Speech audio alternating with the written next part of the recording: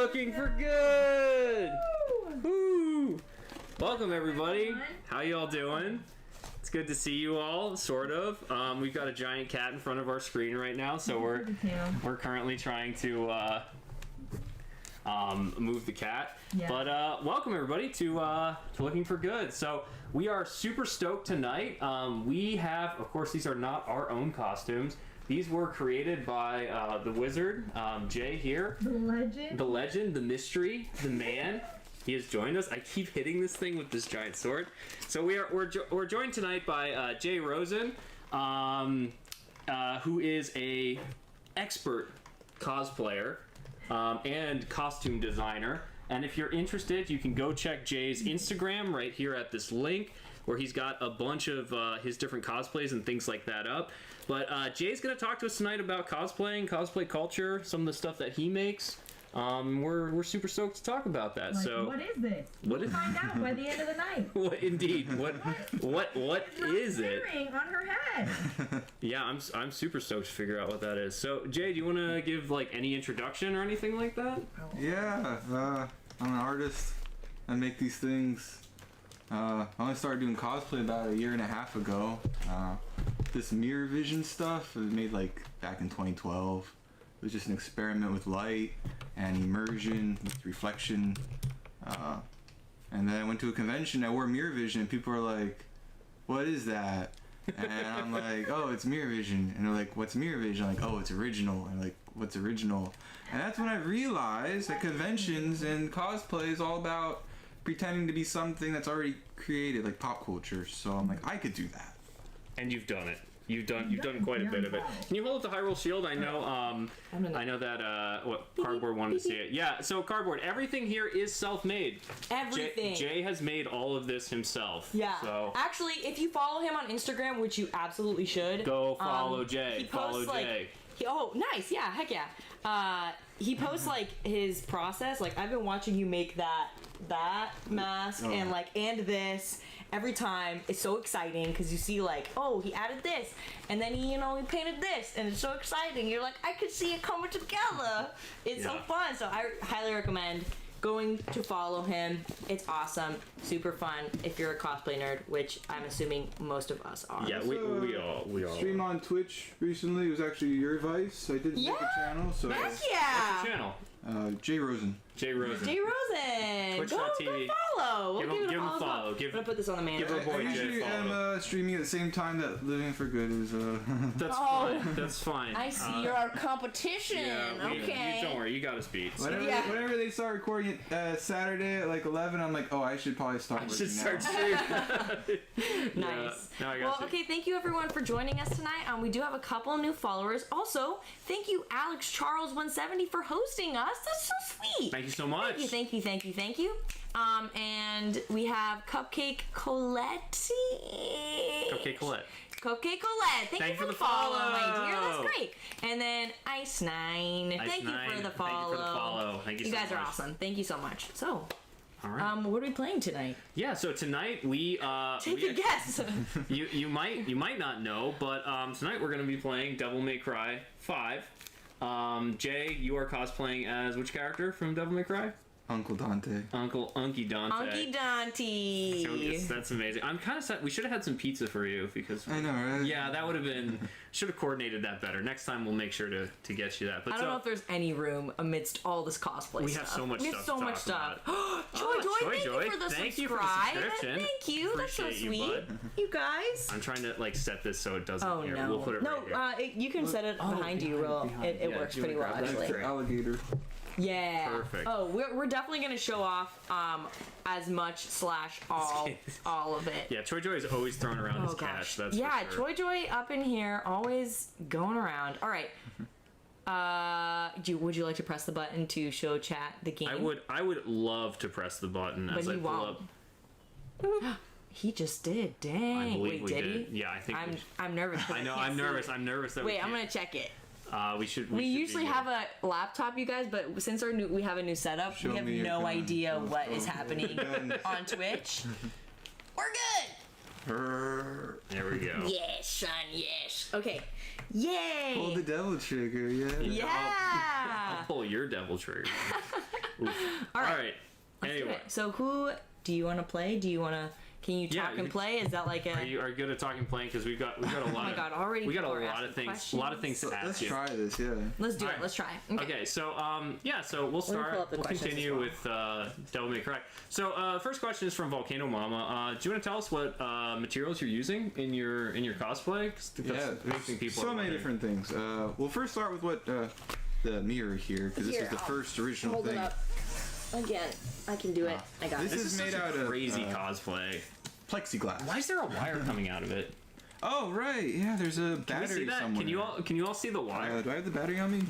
Dante, is that you? Okay, so this is you said plexiglass. This is plexiglass. I forgot about the light. Yeah. We're about to see magic happen, everybody. Yeah. So it's actually pretty cool. Okay, These I are really don't fun know at if you can see it, raves Chad. when it's really dark out, and then this is like the thing that's glowing, and then you can see infinity faces. Oh, That's what? true. Okay, I'm gonna put it on. That sounds fun. Can I take you to the castle in Orlando sometime? It's Oh, I in have a Tampa, story about son. that. It's in You haven't Ybor. mentioning when we talked The about castle's in Ybor. being uncomfortable in cosplay. Perfect. Okay, we'll talk about. That's actually the best way to bring up the castle, I think. Okay, cool. So yeah, so what's that So, made out of? so this is plexiglass. It's also window film. So the windows, the mirror film, you can get it like Home Depot or Lowe's. And I just put the two together and glue it with silicone, and presto, this is my magic mirror vision wear. That's awesome. That's awesome. Okay, So it's is- really freaking cool. Because I like when you put this on, you can see completely through the other side. There's just like colors and a bunch of faces, which are your face. But people can't really see you very well, can they now? And It's a little party. this guy's been all over America, like 200 shows, America, Canada, both coasts with the band Oh, Time. Yeah, it was part of a show. They would wear these while they performed, and they would take them off and give them to the audience, and people would wear them. It was this breaking the boundary between Oh, like. cool! That's awesome. I didn't know that. That's really cool. And it was Nice. after the band was playing for all these shows. I'm like, I'm gonna wear this thing to a convention. Yeah. Right. And so the first costume, where is he? Yeah, Conti up there. Little baby. This was my first cosplay. My first headpiece I made was I actually took apart a CRTV monitor, just like that one over there. That's crazy that you did that. Like, how heavy was it? Like while you Very were, heavy. Yeah, I I would think it was imagine. heavier than this guy. How? Okay, you guys. Okay, this helmet from Breath of the Wild, you can see it. It's phenomenal. It's also a lot heavier than you think it is, and I'm impressed you can like wear that. Yeah. Because I think my neck would just get crushed. Is Yeah. the mirror vision heavy? No, not at all. Mirror Vision's not heavy. There was a very heavy one. There was one that was like Yeah. 4 cubes wide and 4 cubes. It was like 3 feet wide, 3 feet. Holy it was really crap. big. That one was heavy. That one was suspended from the ceiling, It's crazy. and then it broke because it was fragile and it was heavy. What size TV did you need to do the Conti cosplay? Was that like a 27? It was just like 32? that kind of. Oh, okay. It was just like It's when I was like lying 27. around. So Yeah. So you're like, I'm gonna just empty it out and make a costume out of it. So Yeah. I Charles, emptied thank it you out. for the cheers. Thank you for the bits. Thank you so much for Love the you cheers. guys. Oh, thank That's you. wonderful. Oh, we love you. My heart. Yeah, tactile dome. I built the geodesic dome. That was actually part of what the band would carry around. They would have this portable. This level. Yeah, this is where. Yeah. But yeah, I created the geodesic dome. It was portable. It was made out of corrugated board and like solar room, more durable mylar. Gotcha. But yeah, collapsible, put up for each show. It was funny because like people would share the stage with them. So I'd be Yeah. collaborating with lots of people I wasn't expecting to, and So like a little bit of like architecture and like set design in addition to costume design as well. yeah, it was because I was focusing on the triangle. That was really the main focus was The geometry. best shape. So. Let's Yeah. be real here. Triangles is best shape. is probably We one of the stand triangles supreme. here. Yeah. I don't know, shapes. Chad, if you can see inside. It's the shape of pizza, so obviously it's the Oh best my shape. god, it is the shape Yeah. of pizza and pie. And pie, It's the and best shape. cheese, And cheese? and yeah, I don't know. Anyway, tell us about more of your stuff. Don't listen to me. So that was Conti. I did a lot of Metal Gear Solid cosplays. Yeah, do you want to show us the Yeah, show us gun more that stuff. you have? Okay, I'm gonna put this down now, Oh. you guys. Right over I'm here? putting it down. This gun. Yeah, If you guys want to see it again, just let me know. I'll pull it up. And also, I think Nicole Talbot asked to see your other guns too. I was flexing. But now I'm really flexing. Yeah, you know? this is Yeah, that's a heck pretty yeah. big This flex. one's so good. This is from the picture that we shared on Instagram, right? Mm-hmm. Heck yeah. Yeah, so Go this check that out. one, That's awesome. Kiefer Sutherland got to actually hold it, so that was pretty cool. Wait, Kiefer Sutherland has touched that gun? I took a photo with Are you Kiefer Sutherland kidding in me? cosplay. He was very confused. He was very confused when he saw me, because I was like the shirtless, naked Snake version, and Right, yeah. but yeah, I was carrying around this thing all day, really sweaty. It's made out of foam as well. Or have we talked about foam yet? No. No, we you haven't talked haven't. about foam yet. Everything's made out of foam. Yeah, so all you people who are like, I wish I had the talent, I wish I had this. Well, today, we're gonna, look at this. Look at this. I don't know if you guys have like a secret word or something, but anytime someone says foam, we should yell. We should, Wow. boom. Ah! That's our word of the day! Word of the day brought to you by Jay. Yo pizza. Yo, Okay, pizza. yeah. There you go, yeah. All right. But Yeah. anyways, yeah, this is EVA foam. Pizza. Pizza. We're gonna talk a lot about it. This is today, like made Yeah. basically out of like a fun noodle, essentially. Oh, one of those like pool noodles. Yeah, pool noodle. That's amazing. And there's like some different shapes. I cut some pieces out. Yeah. Put this down here. Where's that other sword? Do you just, when you're going around through your day-to-day life, Jay, do you just like see objects and think to yourself like, oh yeah, I could make a giant cannon out of that? No. Okay. Okay. That's fair. That's psycho. Yeah, that might be a little. Here, I can. Little much. I'm not sure how we did this earlier. I think we did this in some magical way. Yeah. Do you want to tell us a little bit, like, okay, because I was gonna bring this up earlier or later, but chat's kind of like going off of it now. Oh yeah. Kind of like how you got started and Yeah. because you haven't been cosplaying for very long. How you got started and like you're a little bit of like about your process because I get the same thing. I feel the exact same way. I'm like, I wish I could cosplay. I wish I had the talent. I wish I had the money. I wish I had this. And it's all this like I wish. And you never like any action. So let's get some behind the scenes of like how it's actually made. So this is a very good example because this Yeah. is in progress. This weekend I'm going to be painting it, but this is the foam. Yeah, you just kind of take the pieces. Maybe it's a little hard to see, but it's just like 3 pieces of that yoga mat just kind of stacked together. I just glue them together, like sandwich them, and that creates like the thickness of it. And then you kind Right, of shape right. it down, or like for this part, it's a PVC pipe I'm holding. I just kind of cut out a little part that goes into it and just kind of all works together. Foam is very friendly to work with. It's very inexpensive. It's very flexible, and you could heat it up with a heat gun or a hair dryer, and you could bend it.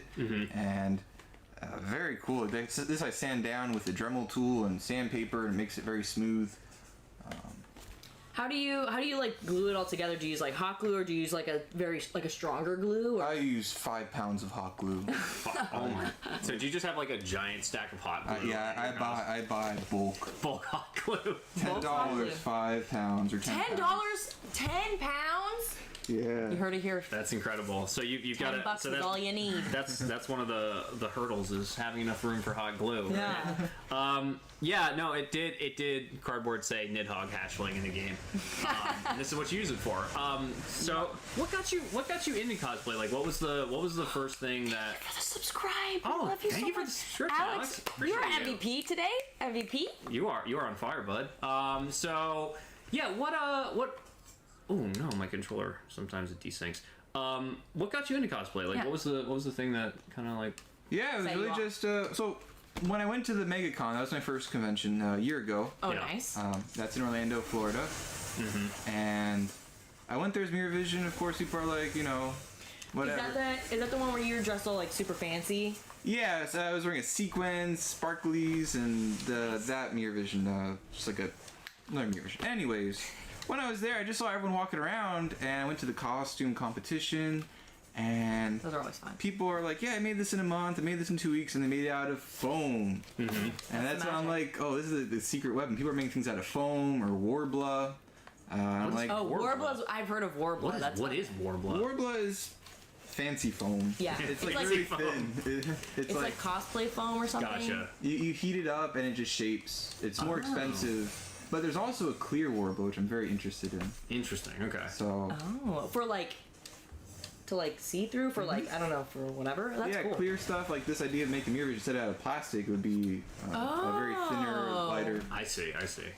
Interesting. So what made you originally want to do mirror vision? Like what got you into Well, actually? wait, he hasn't answered the cosplay question yet. Sorry. Go ahead. Jumping ahead. You're jumping ahead. Sorry. They are two separate questions, but yeah, we'll start with I guess the cosplay part. Yeah. You know, it's later in the story.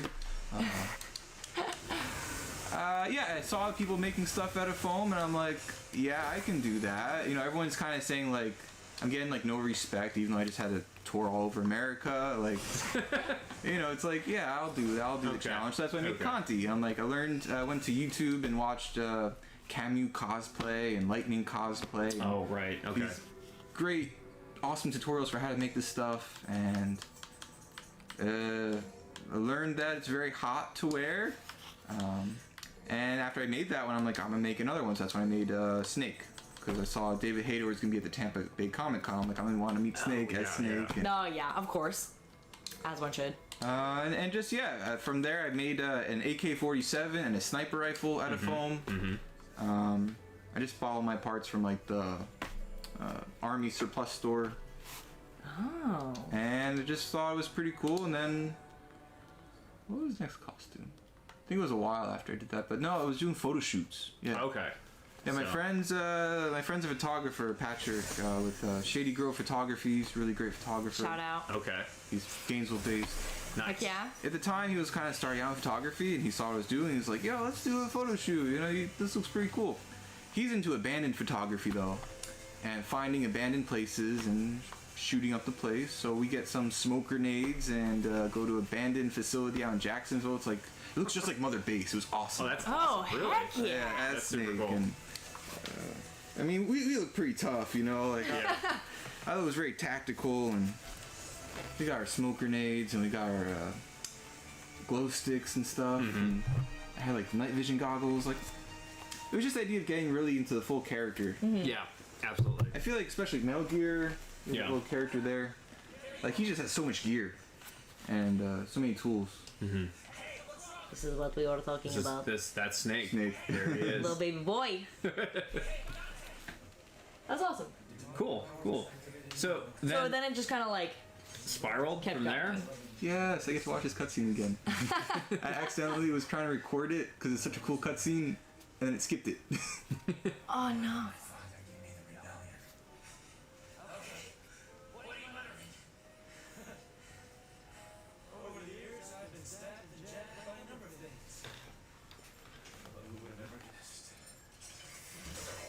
Oh, and Hey, it's the sword. That's cool. It's the sword. It's the sword that you have. Do you want to show the sword? Yes, please. So there we go. So This bad boy is it's kind of huge. Do you want me to appropriate grab for this something? cutscene. Take this. Oh, you got the pistols too. Oh my god, this is so light. Oh my god.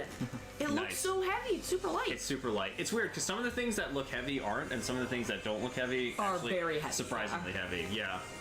Heck yes. And this is made out of foam too, or? Yeah.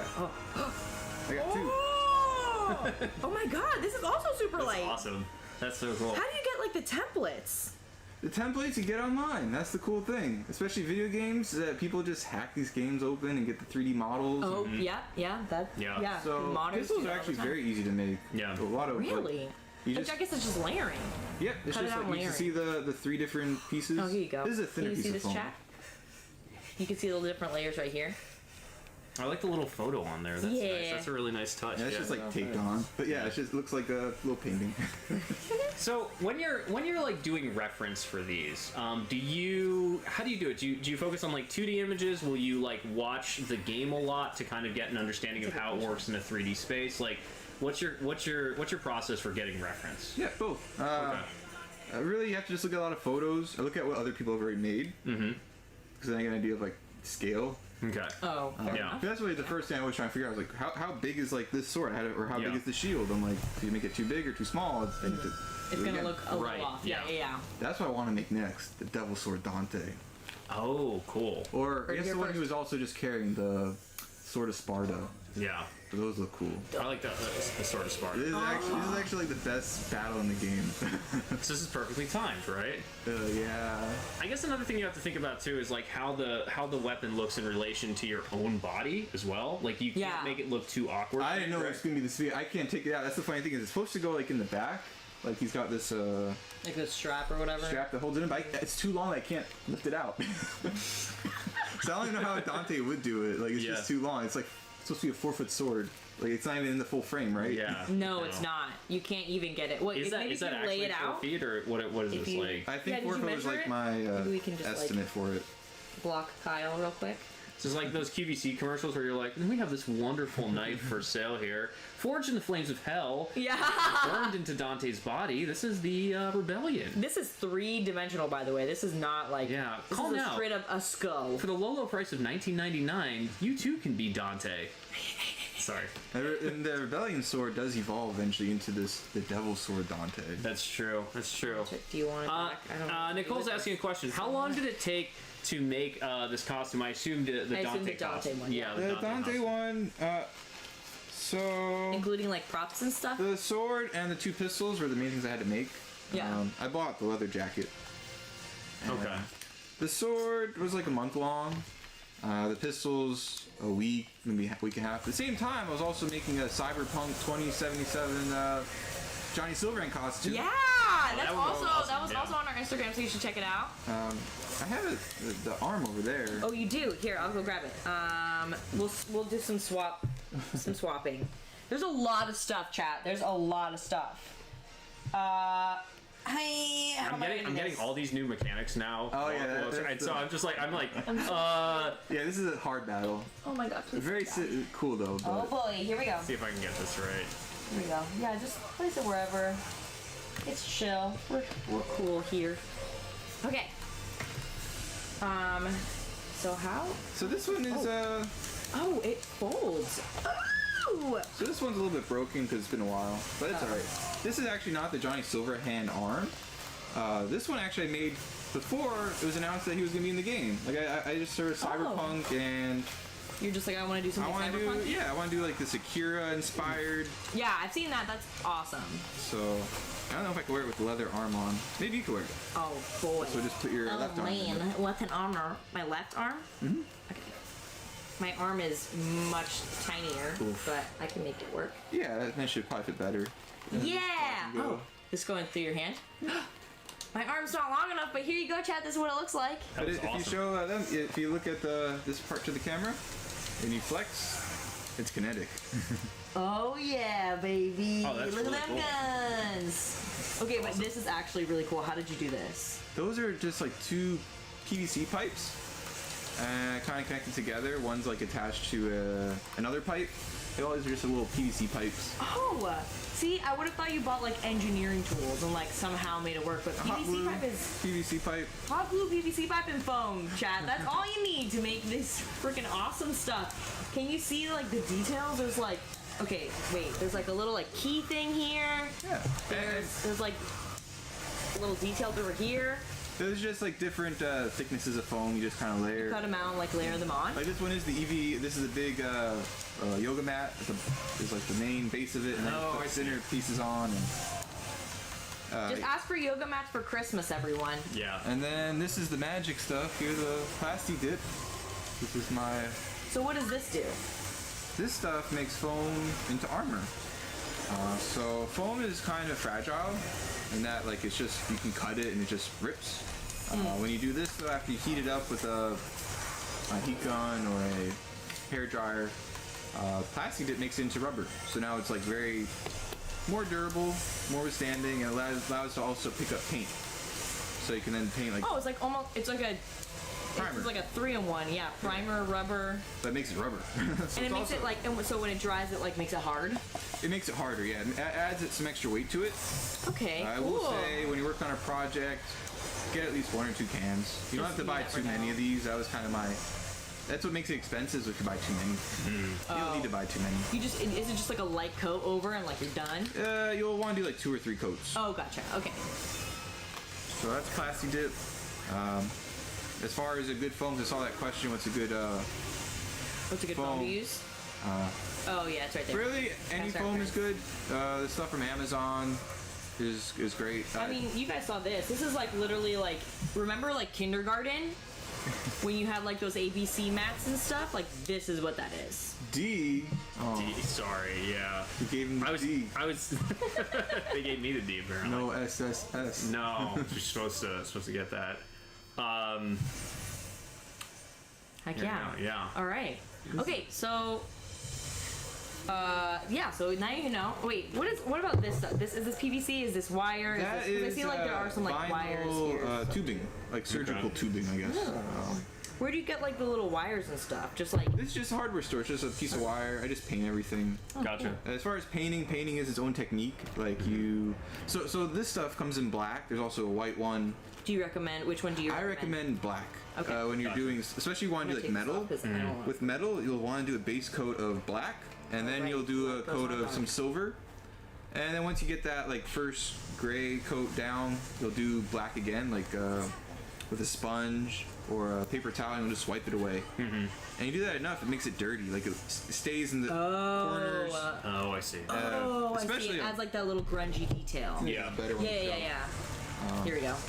So yeah, you kind of just, it makes it grungy and dirty. Like it just sticks to the corner. That's where you really want it. That's where all the black wood stays, like in the corners. Right. And you just brush it off and do that quite a few times. You get some water too and do the same thing. And same with some like silver metallic paint. Just rub and buff. Do you buy your paints from a specific place, like, or is it just like you just hop over to Michael's and you're like, well, I'm gonna get some paint, or and also like specific type of paint, like is it acrylic, Really, is it whatever?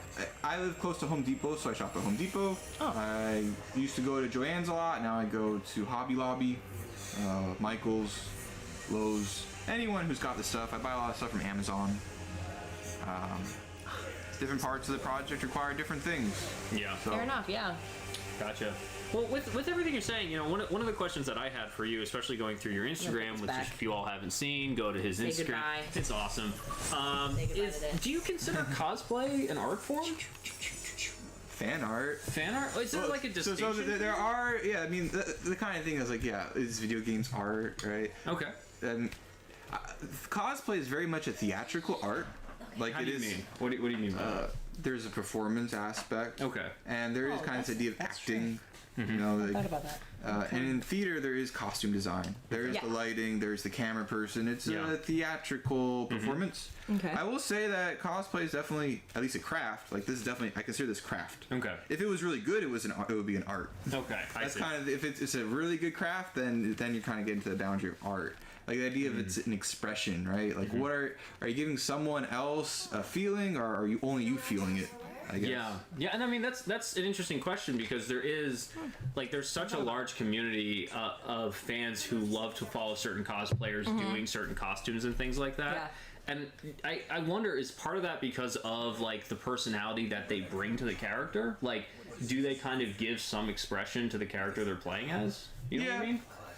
When I do my characters, I actually really don't put much into it. Like, I as far as like the cosplay Really? community, I'm not really part of it at all. I'm actually really an outsider. to Okay. it. Really? I'm actually really outcast to it just because I'm so new. Maybe. Look at this guy's Instagram and tell me if you buy any of this because Yeah. I don't. No, like I have an idea what's happening in the cosplay community, but I don't really act like on Dante or anything. But your photos, they are so like it looks like you're. I hire a photographer to take photos of me doing a pose. Okay. So the photographer directs you to kind of like pose and stuff like But that. the whole time, like we take the photos, and there's one good photo, but there's like 50 bad ones because all the time just really Right. hot and just like making weird faces and like Cosplay in Florida. That must be Cosplay like a in whole Florida, nother, yeah. whole Oh, nother God. thing. Yeah, all the conventions take place in the summertime. They do. And I always wanna They're wear all in leather. like July, and you're like, I have to be like summer version of these characters because. Do you think that I don't know. affects like the cosplays we see in Florida because of how hot it is? Oh, is this the? She can give him something. Yeah, we're about to Oh, get. this is this. Oh, I want to wear my hat. It's the hat. Do you have the Wear a hat? hat. Wear a hat. Yeah, wear a hat. Put a hat on for the We're all game. putting a hat on. Put a gator hat on. I don't know if I'm gonna be able I'm gonna wear this hat. There you go. I'm so Uncle scared that Dante. mannequin's gonna fall on top of you, Kyle. What? Oh, yeah. There you go. You're good.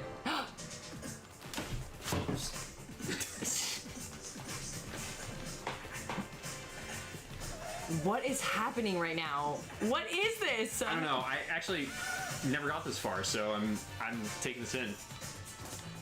He's doing like a Michael Jackson dance. You got the cowboy hat. Yeah.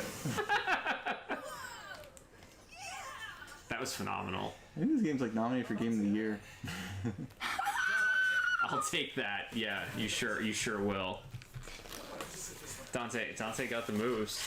That's true. I was not expecting that at all. No, Did not think neither that did I. this game would do that. Scyther Claw's going to Hallmat. I'm going to Hallmat too. Hey! I don't know what that is. Friendship. Hallmat Yeah, is what is that? In December. It's Holiday Matsuri in Orlando, Florida. So as I said, I'm not really part of the cosplay community. I'm actually kind of rejected. Like, How'd you get rejected from the community? So I've been spending the past 2 months working on this skull guy, Barbarian Link. Yeah. I'm still not even done with it. And I applied for their costume contest, and they already rejected me. Oh no. Really? They had like 100 people apply, and they're like, we can only take 20. So it's based on how many followers you have and if you're really well known. Oh, really? So I'm finding that out. I'm like, James is that what all these costume contests are? Where I'm never actually allowed to walk on stages because I'm not well popular enough? And how do I get popular That's so just to walk on strange. stage? And I'm like, Yeah. I kind of don't really agree. And then maybe it's also because I'm kind of athletic, and maybe they don't want athletic people walking on stage because it's too body positive. But Interesting. I'm body positive, very body positive. So those are kind of my thoughts about the cosplay community, which is why I don't really Interesting. interact with them a whole lot. Okay, so for you found that the cosplay community tends to revolve more around your likes, your follows, things like that, less around the craft of like creating costumes. I feel like they don't think I make enough my costumes myself or something. Like you don't. Okay. And I'm not like super fandom. Like I'm not always posting on Devil May Cry forums or like Oh, I see. talking Okay. like Snake all the time. And So it things has like to that. become like a part of your identity. You I have to can be see really that. into It- cosplay. I can see that. Although, because I follow like a lot of cosplay people, and all of the people that I do follow, their like entire social media is just cosplay.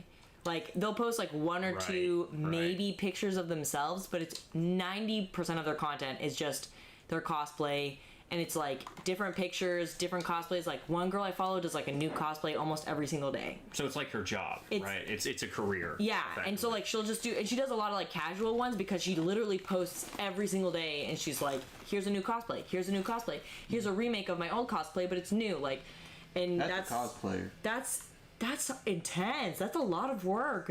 Yeah. Constantly, you never stop. Like, I know that for Holiday Matsuri, they actually did look at my social media, which is really weird too, because the official so Holiday odd to Matsuri, me. they actually posted my photo twice as my work in really? progress to advertise their event, and I'm not in the event. And I wanted to meet my hero, Lightning Cosplay, who would be judging it, and I'm actually using Lightning Cosplay's tutorial to make the skull, using mold making techniques.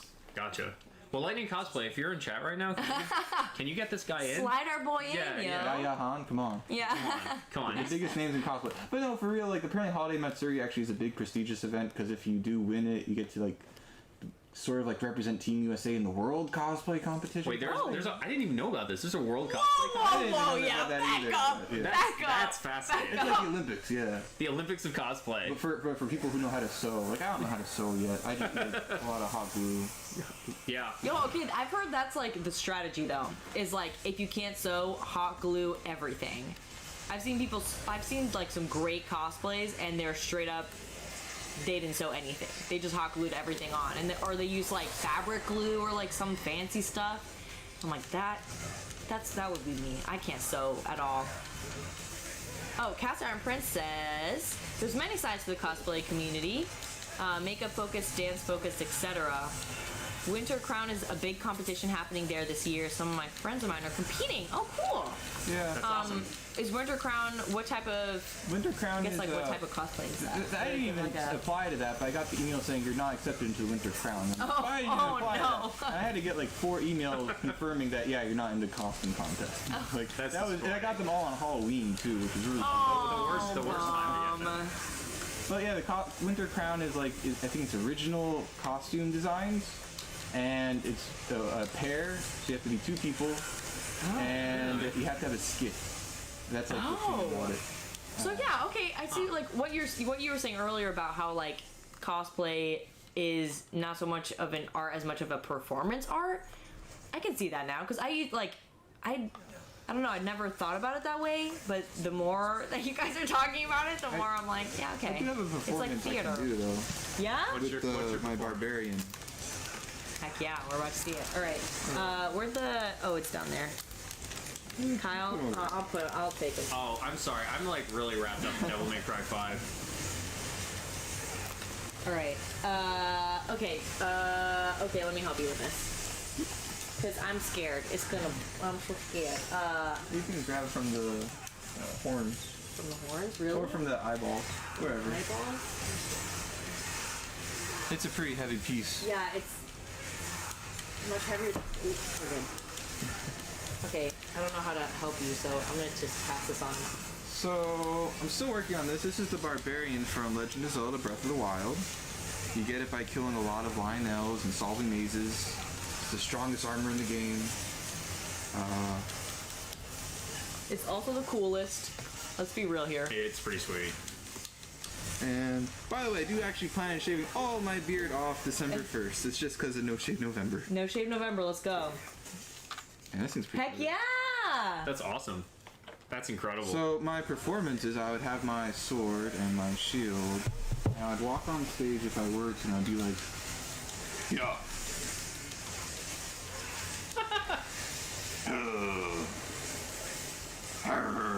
Yeah.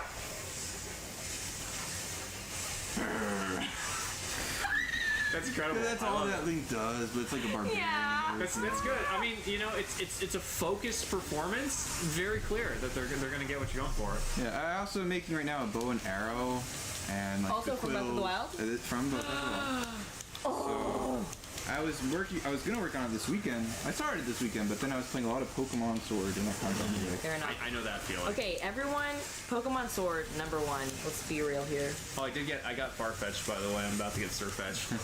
Yeah, I'm pretty stoked. Baby Surfetch. Okay, so it's at the very back if you want. regardless of whether we say like definitively it's an art or not, it is a very like it's a complicated kind of medium, if you want to call it that, where you've got to do a lot of stuff, not just like design a fancy costume, right? And even in designing the costume, there's a lot that goes into that, Right. That a lot of people don't see. So it's multi-layered, is I guess how I would describe that. It's for me, the reason why I also got into cosplay is just I wanted to try this new materials like foam. Yeah. And more recently, I want to try a more advanced technique of mold making. Oh, yeah. How I created this, which I had no idea what it would take. I thought it would take like a weekend, maybe 2 weeks to make it. It took 2 months, and I'm still not even done. And it was way more expensive than I anticipated. So mold making is very expensive if you're using premium materials. But there are cheaper alternatives, like dollar store silicone. Yeah. Caulk works just fine, and well, resin's still expensive, but Gotcha. So do you think that like now that you've kind of worked with both foam and with like silicone and like molding and stuff like that, is there one that you think like is better than the other? I guess it like depends on what you're making, but as far as like material wise, like this one took you longer, but is it better overall? They all have different. I think foam is still like the king for cosplay. Okay. If you have the money, you can make really detailed organic stuff with. I see. Well, because this is really good for like geometric stuff, but like when you want to do organic things, like clay works great, but clay is so heavy. Yeah. And clay is fragile, so that's why you make a cast, a mold of it, and make a copy. That was my idea with this. Like I made the clay skull, and it was like 20 pounds. And like I can't put this on my head, like it was too heavy. This is Even just that. Even that is heavy. And then you have to like try to hollow out the horns, make them lighter, and it just gets everywhere. It's a whole crazy fun process.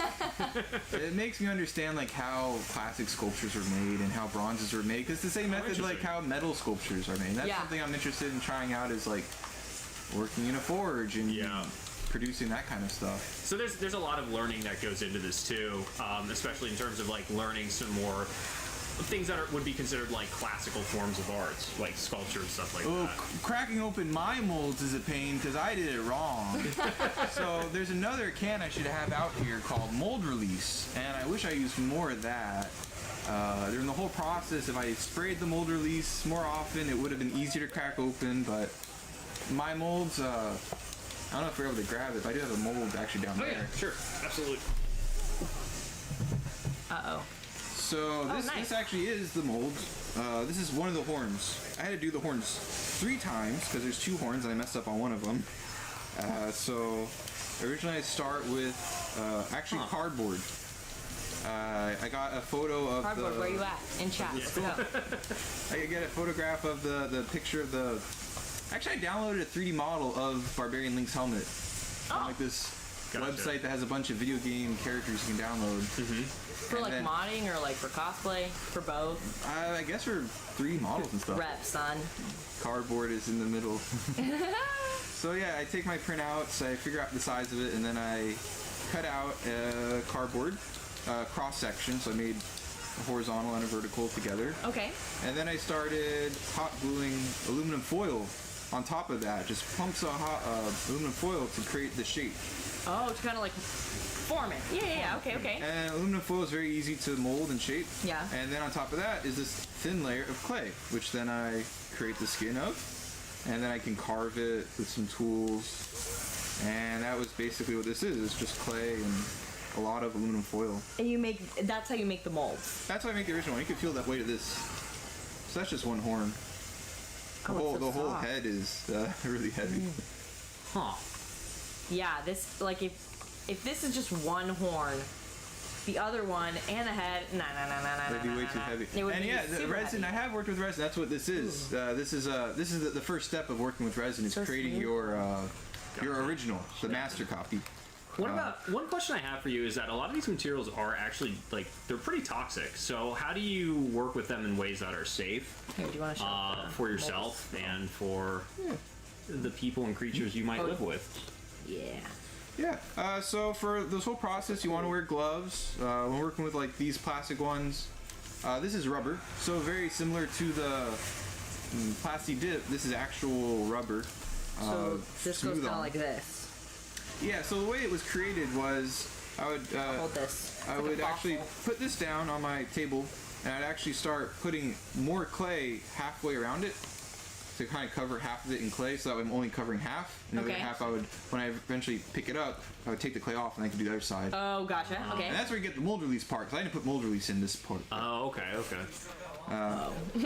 But yeah, this stuff you just kind of pour it on this little orange liquid, or the dollar store silicone caulk, and mineral spirits, and it creates this 3-dimensional negative of your piece. And then you do the same again, and when you flip it over, then you have a second part, and you create these little things that kind I of. can hold this up, or there you go.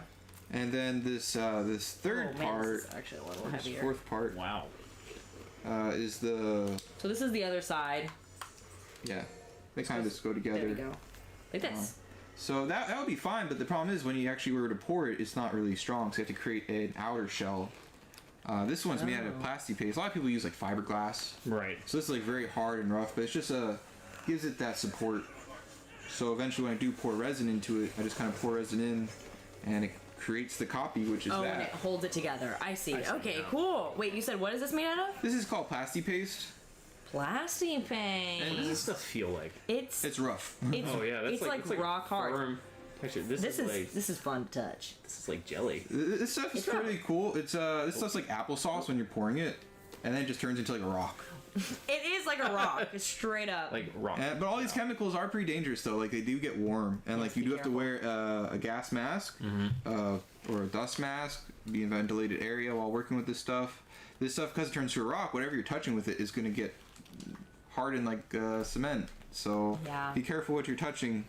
Resin is very toxic. Yeah, actually, someone, Nicole asks, do you find it difficult to work with the factor of time when making these? I think resin is time sensitive. Resin is very time sensitive. You have like maybe less than 2 minutes, maybe 1 minute to work with it. You want to just have everything planned out. You'll have some maybe clear cups out, to pour your resin into, especially if it's just two-part where you take exact same amount on each side and then you pour them into another cup, stir it with a stick, and then just start pouring. But the thing is, like for mine, one of the problems I was having was because it wasn't perfectly lined up, apparently, the resin was starting to peel out through the sides. So it was making it stick to the hard part, which it wasn't supposed to. No. So because of that, when I'm finally ready to take it apart, I'm like, why is it not coming apart? And then I have to like use a chisel and hammer and saw to break open this thing that I spent so long making. Wow. Just to finally retrieve that thing. That's terrifying, actually. Yeah. It's terrifying and like a hell of a learning experience for sure. Yeah, like I don't even have the mold of the school anymore.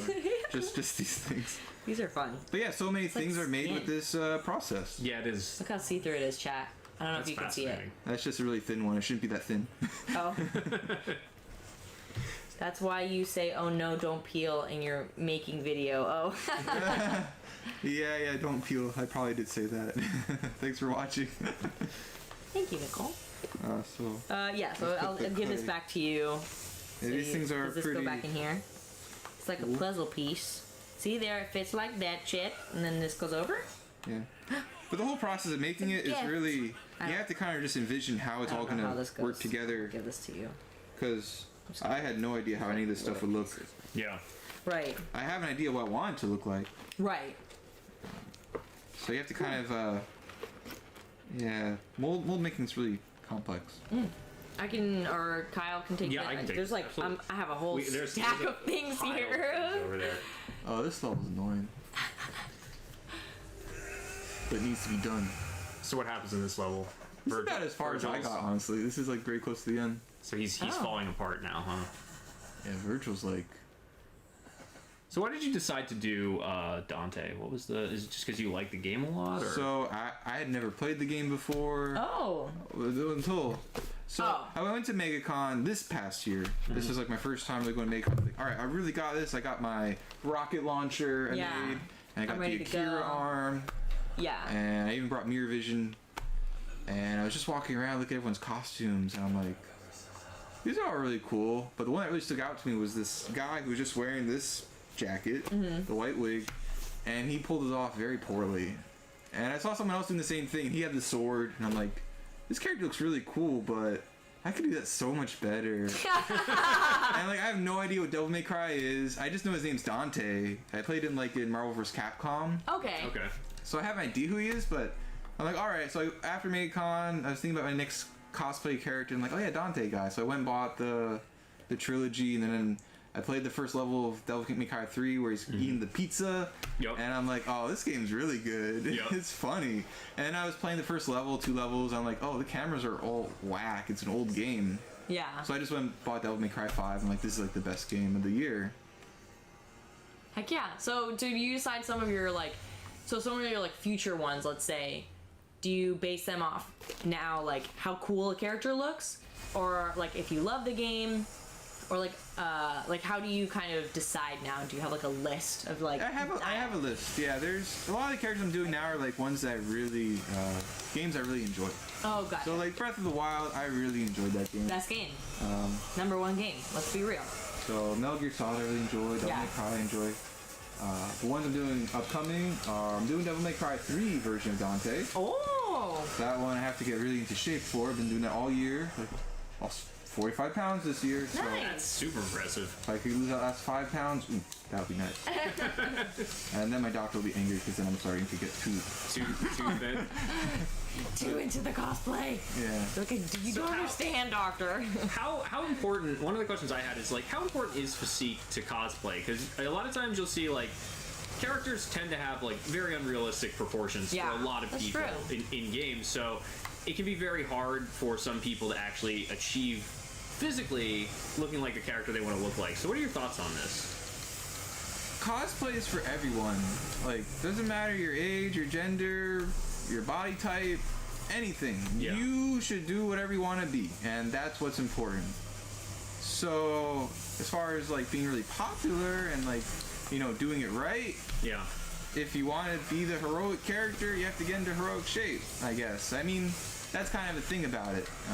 At least for me, it's a motivational factor. When I started at the beginning of the year, I was like 15 pounds overweight, and I saw someone like Snake. I'm like, I want to be like Snake again, but I want to do it shirtless. And I'm like, well, I don't look great shirtless right now, but I want to look great shirtless. Yeah. So I'd be like, or Dante, like he's very known for his cool factor. Yeah. And I'm like, well, I go to the gym and I'm like, all right, even though they're fictional characters, I want to be like the non-fictional version. Yeah. So I find them as motivational. I see. That's awesome. Oof. But yeah, I feel like... Can I get an F in chat for that? F in chat. F in chat, please. Oh, you die. Yeah, I got slammed on. Oh, you got gold orbs, though.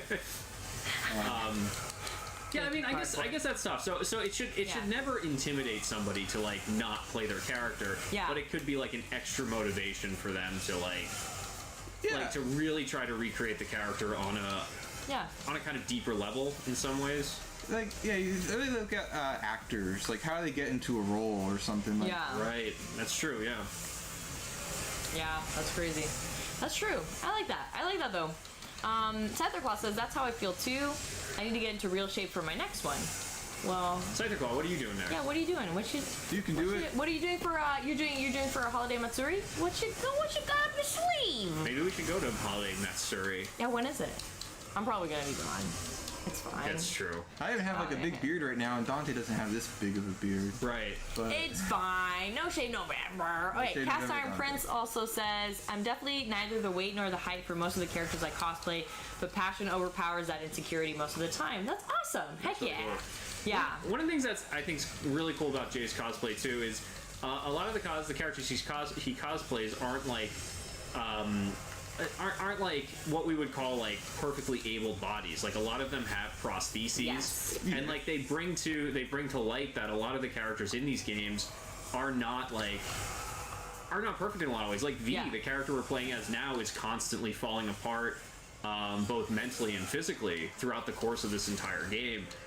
So cosplaying goes beyond just, I think, like in some sense, like just looking like beefy and perfect, but also kind of reflecting like imperfections that the character might have, right?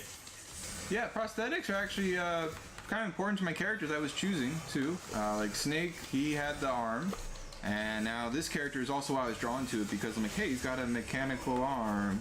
I work for a company that helps amputees and helps the whole prosthetics orthotics industry, so that was like, I want to do it, you know? Yeah.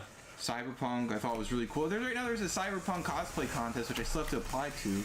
The winner gets like $40,000 or something like that, which was why I made the Cyberpunk cosplay after I already made a Cyberpunk cosplay. So I really like that there are those like, I think cosplay is growing right now. Like I went to a Halo convention this summer, the first of its kind, which was really cool, and I don't have a Master Chief costume. I wish I did, but I did have those Conti. So I was at the Master Chief Halo convention dressed as Conti, and no one knew what I was. Oh. I feel like a brown poncho over me, which was really hot. Oh. But I remember they wanted me to be part of the costume contest, and I'm like, no, I'm not Master Chief. I'm not Halo guy. And like my costume was falling apart and it was too hot. I'm like, I'm glad I didn't. Yeah. But apparently the person who was asking me was like the character designer of Halo. Gotta get beefy. Yeah. You know, I'm not gonna lie. When I go to the gym, I put on like video game soundtracks, and I'm like, you know what? I'm gonna be as fast as Sonic one day. I want to roll up into a ball and run. I think there's something though, like honestly, we should take that seriously. I think a lot of people might laugh at that, but like I think there is something really powerful and has been culturally for a long time in trying to live up to these kind of, I would say, like almost like mythological archetypes, right? I mean, before it was TV and articles and magazines and what you saw, it's always been what you see in the media. And now the media, a lot of it is video games. Well, yeah, and even if we go back to like the practice of like ancient rituals, a lot of people would put on costumes as a way to kind of channel deific figures, right? And kind of like take on their identities. And there was something like really important, cathartic, and culturally valuable in doing that. And I think cosplay is just an extension of that in a lot of ways, right? I mean, there's still a lot of like, I don't want to call them costume pieces, but like, there's still a lot of like religious factors that go into like headpieces for Native Americans, and like, I don't know, there's a lot of like stuff from Ecuador, like indigenous like necklaces and certain outfits and certain things that you're supposed to wear, like that have heavy like I don't know, like almost like stories behind them. Right. And if you're a part of that culture, you totally get it. I wonder one thing if it's like, I don't know how you feel about this, Raph, too, because you know, given your cultural perspectives here, like is there something potentially like dangerous in kind of reducing like, let me put it this way: are we reducing like religious traditions by saying it's like cosplay, or does cosplay have the same kind of like reverence for these characters? Do you get what I'm saying? Like, I see what you're saying, but I think it's like under the same umbrella, but in different like aspects. Okay. So like one of them has like a religious background. This one has more of like a pop cultural, but it's still cultural. None like at the end of the day, they're both cultural. Mm-hmm. Yeah. Like whether it stems from religion or whether it stems from like a video game or you know your favorite book or movie, like it's still like a large part of your culture, and that's like I feel like I don't know why a lot of people do this like cosplay and dress up and stuff. Oof. So I'm getting crushed. You're getting straight up wrecked, son. But yeah, cosplay is, I think some people are religious with it. Like absolutely. Are obsessed, and they go to these conventions like you know, it's the pilgrimage. Yeah.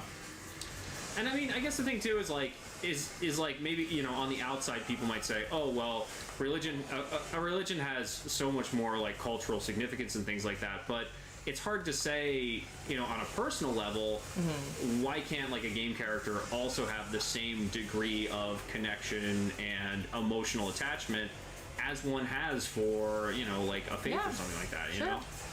Or like a cultural, like, oh god, the word keeps escaping me. I keep saying story, but narrative? Sure, yeah. It doesn't necessarily have to stem from religion either. There's like a lot of, no, I don't know. Okay. I don't remember the word I'm trying to think of. It's fine. We'll move past it. Okay. That's good. We'll ignore it. Okay, so not to like completely change the subject, but I will change the subject. Let's completely change the subject. Okay, so we've talked a little bit about cosplay. Now I want to hear a little bit about Mirrorvision and how that kind of started. Because you said you dressed up in your Mirrorvision stuff to go to MegaCon, and you're wearing like the sparkly sequin stuff, and then we had that picture of you that you're wearing like the frilly like 1400s like cool old Rococo like French outfit. Like it's awesome. I love it. Love me some Rococo. So talk to me a little bit about that. Like what's going on there? So I'll just grab this one. Oh, go ahead. Oh, here, I can bring this one back too. Come here, baby. Come here, baby. Hello, my child. Here we go. All right. So, this one's fine. Can you hear very well, chat? Can you hear? Anyways, Mirrorvision started as an interest in this emerging genre called light art. When I was at UF, I was awarded a grant to do independent research in Europe, and cool. Traveled like for a month long in Germany and all sorts of countries, just visiting a bunch of artists and studios and museums. Nice. I thought I was going to study like LEDs and technologies, and I did, and projections and shadows and space. But the thing that really caught my eye were mirrors, and how mirrors are this like real-time object that always change based on how you see it. And this idea of like natural light and the color of silver, I just found very fascinating to work with. So when I came back to America for my senior year for my bachelor's degree at UF. What were you studying? I was studying drawing. Oh. I really didn't like drawing, so I was just making collages, and then I was making all these sculptures, and I would always bring glass then into the wood shop, and I was the one guy at UF who got injured in the wood shop for cutting my finger while cutting glass. I know it always gave the woodshop instructor a bunch of anxiety whenever I bring glass in there, because he knew what was going to happen someday. It happened. And, you know, everyone's working with wood, and I'm the one guy with mirrors everywhere, and I keep breaking mirrors, and I keep having to buy more mirrors. So you keep amassing bad luck. So much bad luck.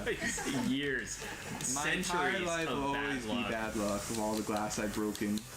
A lot of the projects that I first made were like these. I wanted to recreate Portal, Okay. the video game Portal. Yeah.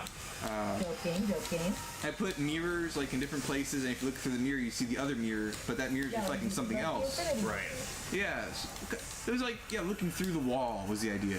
So I presented this idea to my sculpture class. Like, what if I could you could look through a wall that was like the bathroom. Because like in the bathroom, the men's room and the women's room, the mirrors were actually kind of like parallel to one another. Okay. You know, they're totally a wall in between. Yeah. And they're like, no, that's so perverted. Why would you want to do that? Yeah. And I'm like, it's just the idea of like breaking a boundary, an architectural boundary and a social boundary, and you can do it with just light and mirrors. And it worked because the doors have to be open for this to really work. So it's this mutual openness. No one's in the bathroom. You know, you close the door when you're using it, but when you're not using it, open the door, and it's now this installation that creates this channel of mirrors. And when people are walking through it, they're like, this feels like Skype. Like, they can see through it, but there's a lag. And my teacher, who said it was originally perverted, said this should be like in a museum. Yeah. In like Germany, because she was from Germany. This is like a very German artwork or something. So I took that as a compliment. I recreated that for like a gallery space where you look through a wall. That was very cool. Yeah. So those are the original mirror ideas, and then I started working with cube. Yeah. So this is icosahedron. This was made out of triangles, but originally I started working with squares. Yeah. I made a cube with mirrors, and then I would put light and different mirror objects in there to create abstract shapes. That was cool and all. Yeah. But the cool thing that made Infinity work was this material, this two-way mirror. Yeah.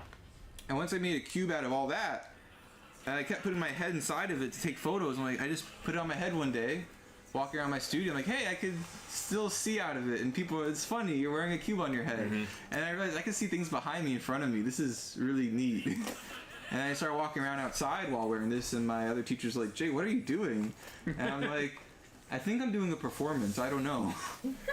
And that's just kind of how it started. I started making cube and pyramid, and then this is like scientific research at UF too. Like this was the idea of like low tech. This was in 2012 when Oculus first came out and Google Glasses was out, which were these high tech things that you put on your face, and I'm like making this low tech weird thing on your face. Yeah. So there was a dialogue about that at the time. And then I just started making more sculptures with the mirrors, and then the band took this over, and they just kind of went on tour with the same ones I created from years ago. Yeah. Most recently, I brought this to Art Basel in Miami. Oh, what? Last year. Oh, cool. So that's where I thought, I show up at Art Basel's idea. I wear my cool sequin jacket. Yeah. I wear this. I go to Scope Art Show, which is on the beach, Miami Beach. It's hosted by Juxtapose magazine, High Fructose magazine. At the time, those were like my biggest heroes. Yeah. They still are. I walk around. People think I'm an artist there. People are giving me business cards. I'm seeing my artwork now on Instagram in Brazil and Japan because people are international and they're taking photos with it. They think this is great. They all think I'm part of the show. That's awesome. And then afterwards, I get invited by Juxtapose magazine for their VIP after party with the Banksy painting, and I say Daft Punk was there because Daft Punk was there, kind of thing. All the celebrities are there, and that was really cool. But at the same time, I went to other shows like the actual Art Basel, and like security's like, you can't bring this in here, and you can't leave it here too. You have to put that back in your hotel room. Or I go to the Margulies collection, and I get through the front door, and people are wearing it, and I'm wearing it. Yeah. But then eventually someone asks, what is that? I'm like, oh, you wear it. Yeah. That's the easiest way to explain it. Right. And he's like, oh, I'm the gallery manager. You can't wear this here. So it's like the problem of art space is only accommodating certain forms of Well, art, right? he told me a word, the word that I learned, Yeah. liability.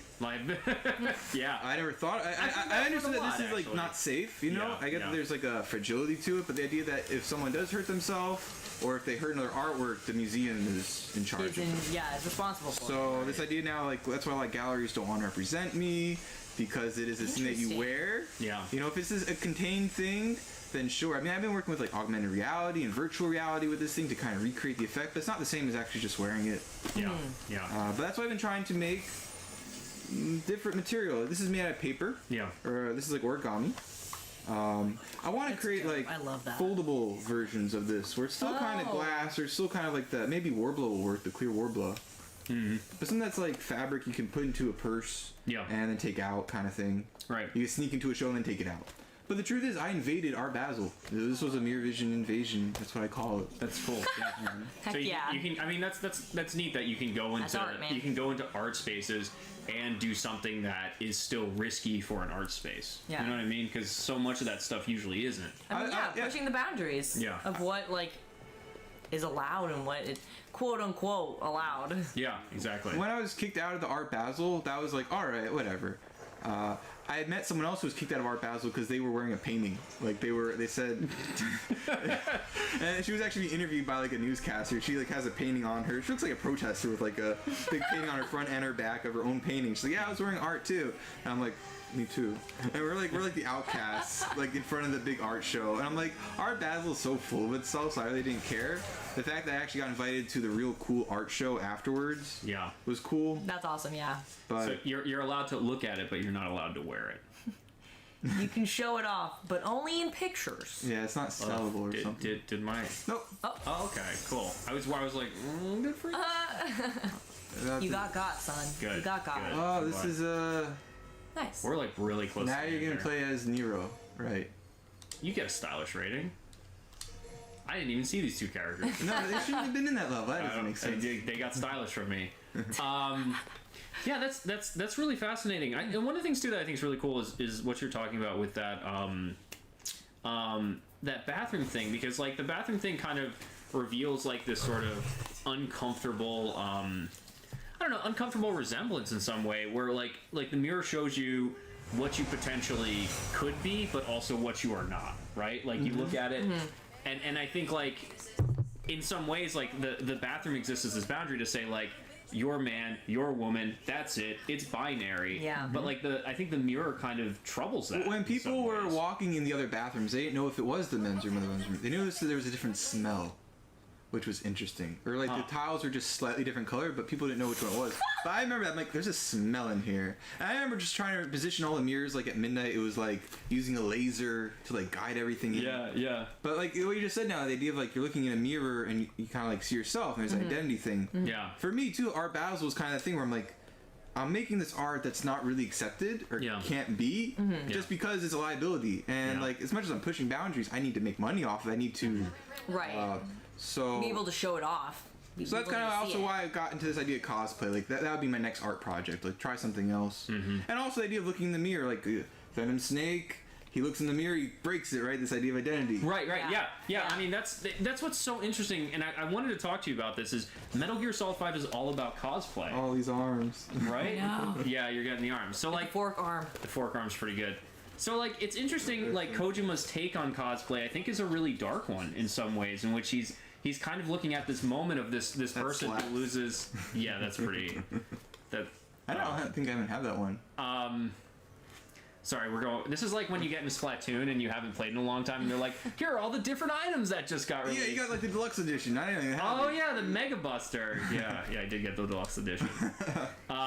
Anyway, so let me put the Mega Buster on. But what the fuck was I saying? Kojima. Oh yeah, Dark so cosplay. Gotcha. like it's very much about this like dark take on cosplay, where like while we play video games, we misrecognize ourselves as these characters, and that's what happens to this kind of extreme point in Metal Gear Solid 5. And then once he has that mirror scene where he shatters the mirror, is that moment where like he finally realizes like he's not Big Boss, you know? I still don't understand that game, you know? It wasn't really finished. I feel like I'm putting too much thought into it when I play it. Oh, that's what I do. I mean, I'm here for that. Metal Gear Solid 5, that was my favorite game. Until I played Breath of the Wild. Yeah, honestly, yeah, Breath of the Wild is also my favorite. I love it so much. But okay, wait, I was gonna say something about. We're going straight Mega Buster. That's it. I'm just. It's actually interesting, the whole the mirror thing in the bathroom. It made me think of, I went to a bar in Is this a St. Pete? dildo hand? Wait, what? with a devil bread made with Surrender? Surrender. No. the pliable materials are gentle on the skin and Vibrates. vibrates Oh, away. yeah, maybe. Yeah, I'm pretty actually. sure this is a vibrator fist. Heck yeah, use it. Okay, well we're gonna. Vibrate. Hell yeah! Not a bunch of them. What? I'm Get getting 8 of these. You're Okay. wasting all your money on that guy. Oh, I could have gotten the pasta The breaker. things you gotta Sorry. buy. It's fine. Don't buy those. You find those in the wild, like Pokemon. Well, we gotta. I know what chat wants to do. You know Here what we go, chat chat. wants. You're not gonna get the main guy. I was gonna do Mega Buster until I realized this was a vibrator arm. So That's what's important. I'm all about this. We gotta stay like consistent with the rest of our streams here. Alright, I haven't even played that with that one yet. Good one. Yeah, okay, I got it. All right. Anyway, Wait. Okay, so I was saying like, so I went to a bar in St. Pete, and actually in the bathroom, like when you go to wash your hands, instead of having like a mirror, it was just a window. And so like you could look into their bathroom and they could look into yours, Oh. but it was only like it was specifically made so that you can't like peek around. It's only when you're like where you're washing your hands. interesting. It was super weird. Actually, Yeah. I ended up filming there because I was like, Yeah. "Yeah, what? That's so cool!" Like someone could actually film from the other side, like, but you can see them and they can see you. Yeah. It's so odd. That's weird. Super It's like It's architectures of consent. You know what I mean? Yeah. Like that's a really weird thing to think about. But how does consent go into design? Right. There it is. Wow, that is really just a. Hell yeah, I'm all about that, baby. Let's go. Funny, All man. right, I'm gonna put it back on. And you got a bunch of Oh, them I feel okay. in your pocket. That's amazing. I love it. Chat, you're incredible. All right. All right. Well, that's what we're going with. It's glowing. It is glowing, Jay. This level's annoying too. Okay. So this is a question about so mirror vision. You said you had trouble sometimes showing it off in art shows. I don't know if chat can hear me very well. I'm trying to be a little loud. But I've seen pictures on your Instagram and all that where you go to like clubs and stuff and you let people use it like bars and clubs and stuff. Do you find it like easier to show these things off in those areas because there's less of a liability? Well, so the thing is, I don't know if it's just the Gainesville scene or something, but I don't get invited to art shows anymore, kind of thing too. And it's kind of because it's wearable. People don't really think this is art. So, Oh, interesting. Like, I know a lot of the artists around town, they have like a gallery, the moisturizer guy. I never get invited to shows. I don't get invited to show my Why do work. people not see this as something? Because it's not a painting. Really? So It's not a painting. It's not like political. You know, it's not like. even though it like, definitely is political because you're dealing with like concepts of ableism and identity in it, like this is clearly political stuff. That's just Gainesville art scene. If you're watching this, do better. Come on. Yeah, I mean, I am planning a big show. Actually, as you said, club. cool. So like, well, so I did show my artwork off recently at Simon's nightclub. People wanted me to cosplay, Okay. and I'm like, well, I'll bring Near Vision. That's why I made these paper ones for. So I thought it'd be fun to make like a bunch of animal masks that people can wear, and it's kind of fun. And you wear animal masks. And at the show, someone stole one of them. Like, people just walk out with them. You know, I have like 3 security guards watching them. Someone took the skull, which took me a few hours to make. And I'm like, So it sounds like this stuff's just not treated the same way. Wow, this guy's glitching yeah, out right here. it's kind of this thing that you can grab. Someone also took like my battery packs and like Hey, buddy. my tripod. So people are just stealing my stuff. Oh my god! Because I guess, you know, or they just walked out with it. They thought it was for free. I don't know.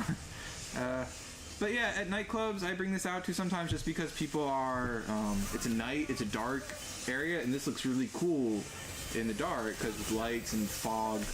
And people that want to try it on and dance or do something, people interact with it differently. I see. A lot of my friends are in the club scene where they make VJ, DJ, Right. all that stuff. So is there kind of like an almost inherently interactive component to the stuff you're designing? Like people want to touch it, they want to. Yeah, I like wanna the try idea it on. of interactivity, and also the idea of like pushing the experience. Like, Yeah. like I said, like because I don't make paintings. I used to make paintings, Right. But that's why I got really tired of paintings because paintings were always the same. I Okay. wanted to really see something that was different, and that's why I like mirror vision because you're seeing the world differently. Yeah. You're perceiving things differently. And something I want to make next year is the invisibility cloak, which is Tell me about this. this is a rather high-tech project. It's going to be very clunky to wear because it's all these very tech wear You essentially wear a bunch of projectors and like an Xbox Connect and sensors to record yourself and your environment while projecting your environment onto you. And you'll be wearing basically like projector screen material and like kind of ponchos, different poncho fashions. And you'll have this like kind of spider of mechanical arms attached to you with a backpack and computer. And someone can walk around. The idea is this will be the real showcase piece of my fashion show next year, the Mirror Vision 2020 fashion show. Which I want to have at Simon's Nightclub, but again, I really don't like Simon's Nightclub now. I feel like they're also a little bit... I feel like after getting all your stuff stolen, you probably would not want to go back to that venue. No more stuff. I hear that Slate Gallery is interested in my stuff, though. I was gonna suggest Slate. Because they're new and they're like all over like weird stuff. Slate Gallery, I think, is also owned by Jewish people, and I'm Jewish, and they like me already. I went in there once very drunk, and I'm like, yeah, Halloween, I'm gonna have a show here. And they're like, yeah, okay. And I just never did it. I always wanted to have a show on Halloween. That was my thing. I always want to have a show on Halloween. Because for obvious reasons. Yeah. But Halloween's always too busy because of Fest in this town. Yeah. Or Halloween, which all my friends are doing the Halloween setups. Yeah. Right. Yeah, there's a lot of stuff always going on in Halloween. Like I did a Halloween. I helped build the stage. There we go. One of this, No way, It cool. was like the Spirit Lake stage, this big cobweb made out of rope and projector screens. Cool. And apparently it was inspired by Mirror Vision. It was inspired by my geodesic Really? dome. Awesome. Heck yeah, that's dope. I love that. So Okay, I have a question again about Mirror Vision. Is there a reason why you specifically went kind of like Rococo with your original, like when you first wore it out? So the Rococo one was actually that was just this past year at MegaCon. That one, the idea of Rococo, Baroque is like Louis the 14th, 16th. Yeah. The Baroque castle. He's got the room of infinity mirrors. So he was very obsessed with himself. Right. And he would dress in something like that. Actually, that Rococo outfit was from Beauty and the Beast. It's the Beast outfit. Oh, It's a nice. costume from Heck Disney. yeah. So I like the. I just thought it would be cool to bring Mirror Vision to one of these things again, but add more character to it. Oh, cool. I like that. The whole like being the Louis the 14th Infinity Mirror thing. Like last year, people didn't know who I was. This year, people thought I was Mysterio. Oh, jeez. Which I guess was cool. I mean, people always mistaken me, so Yeah. I guess this will be a segue to the cool topic. Okay. The worst thing about being in cosplay is when people don't know who you are, and you get to the point where you don't want to correct them anymore. Oh.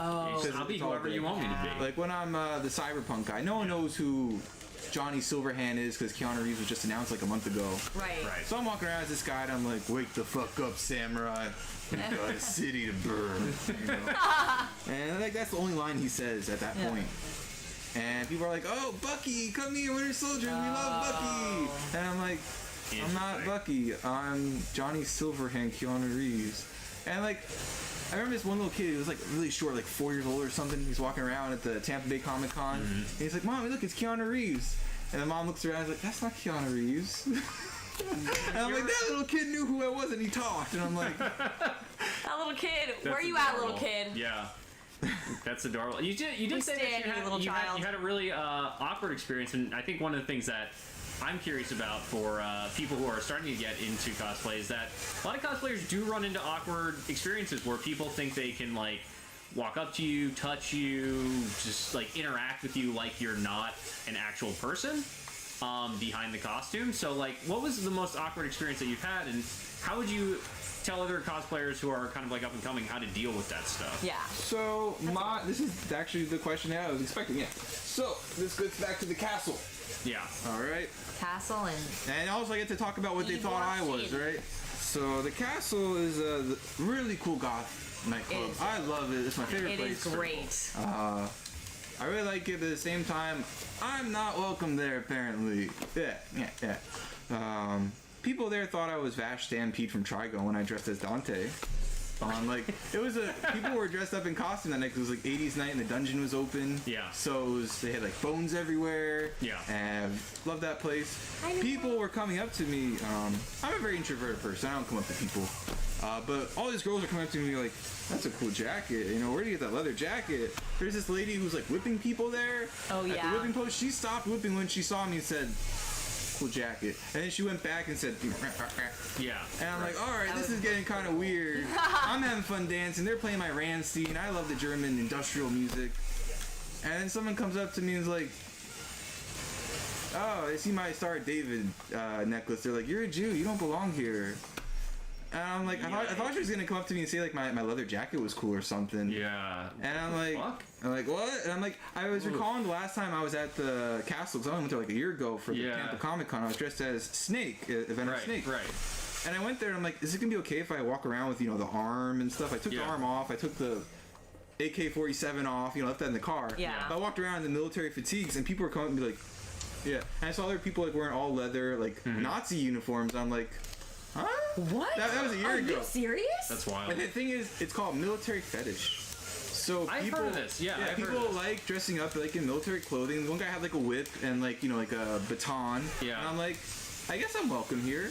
So I go back, as Dante, and it was just a little necklace that I had on, so I was wearing the necklace, and the fact that I wasn't welcome. And I noticed through that night after that exchange. Yeah. She talked to people, and now more people are just like looking at me, like not coming up to me anymore, but just like staring at me. Weird. And I'm like, weird. These Nazis. Yeah, they're actually Nazis. Yeah. Yeah, they actually. Yeah, I mean that's the place where they would hang out, is at the goth nightclub that plays the German industrial music. I love it, but then I suddenly felt unwelcome. Yeah. So that was the one personal. That's awful. But that was my own religion more, I think, than cosplay. Yeah. But again, in Jewish religion, we're not supposed to have tattoos or have piercings, but this is a way I can express myself. Huh. That's really interesting. That night, I felt so sexy, right? I was Dante. When I went to the Tampa Comic Con, I wore this shirt, but for that night, I wore like the cool mesh, and I wore some more leather accessories and stuff. And I walked out of the hotel waiting for my Uber. Yeah. Some little girl comes out of the car with her parents, and she's like, "You're my favorite costume." And she's like 10 or something. I'm like, I just look at her parents and I'm too old. She's too young to like my costume. This is really uncomfortable. Like, even when I got in the Uber, the guy's like, well, you're a vampire tonight, aren't you? Jeez. I was like, oh, you want to go to the castle? I always see them they dress as bunnies. Like, they oh go no! there. Yeah. I mean, that's an interesting thing where like I don't even know. at what point does the costume cross over into someone's identity? You know what I mean? And I think that's kind of what's interesting about that story is like at first glance we might just say, oh, this person's just like dressing up like this. It's just part of this kind of like the night. This culture thing, and then you realize like no, this is actually who this person is, right? Yeah. Have you found that with like other cosplayers where they will really just like become the characters who they cosplay? Oh, absolutely. That's the thing is I don't. You keep a separation there. I don't have the attention span. I tried watching Devil May Cry anime and it was cool. Yeah. Like I like the way that he says like like oh, I forgot I have a gun. Strawberry ice cream or something. Like that's what he's interested in. But it had subtitles and I was too lazy to read. Like at that point. Got a sub, man. I don't watch much TV or play many video games. I don't just have the attention span anymore. I make these costumes and these parts the whole time, or I'm at the gym. But I do see people get really into character. Yeah. There's one guy I follow on Instagram who's really cool. He inspires me. His name's DJ Croft. He's not watching. He's too cool. He's too cool for LFG. Nobody's too cool for LFG. Nobody's too cool for lies. us. DJ, you out DJ there. Croft is a Laura Croft ambassador. Okay. So he is a gender bender, Laura Croft, and he pulls it off so well. He's buff, and he works out at the UFIT gym in Atlanta or something. Gotcha. But he works out hard, and then he shows off his guns and his 2 pistols. It seems like cosplay is also a place for where like exploring like cross-dressing and like different genders is kind of really socially accepted. Like I don't really see many people like having an issue with that in cosplay culture as much as they would if it was not within that context. So does it kind of create a space for people to like explore different gender identities and stuff like that too? Oh yeah, that's the thing is a lot of people at the shows like I started this off by saying I'm Uncle Dante, right? Yeah. Like, someone addressed me like that when I was just trying to meet people for Holiday Matsuri. We were trying to meet other people who are doing Devil May Cry. Yeah. And I'm like, oh yeah, I'm going as Dante, and he's going as Nero, or they're going as Nero. And then they said, oh, I need my Uncle Dante. And now I felt kind of uncomfortable. I'm like, oh no, like now I'm an Uncle Dante. And like, there's nothing wrong with, that, I guess, but I don't know. I just felt kind of weird. I haven't met them yet. I hope I get to meet them. Heck yeah. All right. Well, there you go. I mean, Oh, go ahead. Go ahead. so the thing that people get uncomfortable about though with cosplay are of course the conventions. They are, Yeah. especially I think Yeah. more so with women than with guys. Yeah. They definitely have experience where people just creep, Yeah. or they get too close, or they touch their costume, Or take like pictures without asking. yeah, Or like upskirt shots is a real big problem Yeah. at Yeah. conventions. those are really. I read so many stories about people like even like just being like grabbed and like picked up and stuff. Yeah. Yeah. Really, those you gotta watch out for. My uncomfortable things actually at the convention is just overheating. Like when I wear Conti or if I even wear this, I'm just so hot and Yeah. I'm not drinking enough water and Oh, yeah, I didn't even think about that. So- You can't, like, you have to stay hydrated. Hydrate or dehydrate, everybody. Hydrate. my Right. advice for Eh, people okay, is so- to drink water. Me personally, when I go to convention, I actually don't drink any water because Oh, I'm doing a peak week, right? I see. Okay. I'm like trying to look really good and really to dry. get that cut. Yeah, I see. Drink water now, yeah. But stay hydrated to get Stay hydrated, ready for a please. convention. Drink lots of water. Yeah. Be properly nourished so that when you're there, you have the energy. Yeah, you don't want to fall And when you do asleep. see people who are shirtless, they probably are not drinking water. And congratulate them because they're really pushing They're through it. pushing through. It's crazy. Cosplay Yeah. is so uncomfortable. When I'm at the convention, it's like the worst. It's like so Yeah. exhausting and I hate it. And you're wearing clothing that's not really fun to wear. When I look back at my Dante photos, I'm like, why did I do this? Why am I carrying around 2 pistols and a sword in the middle of Tampa at the same time of a shooting was happening? You know, like there was a geez, shooting yeah. in Texas at a Walmart Yeah. right when I'm Yeah. carrying around these pistols, and I'm like, the police are looking at me really funny now, even though I really look like the, kind of scary. Yeah. You know, these are pretty Yeah. scary guns. I mean, they're not red tipped or anything, right? So they. Well, it's just because they're made out of foam. Right. But so like from a distance, though, if a cop's just looking for a red I tip, think they you know were what I mean? red. They were orange tip, but Orange no, tip, that's the thing. Is you can't really tell.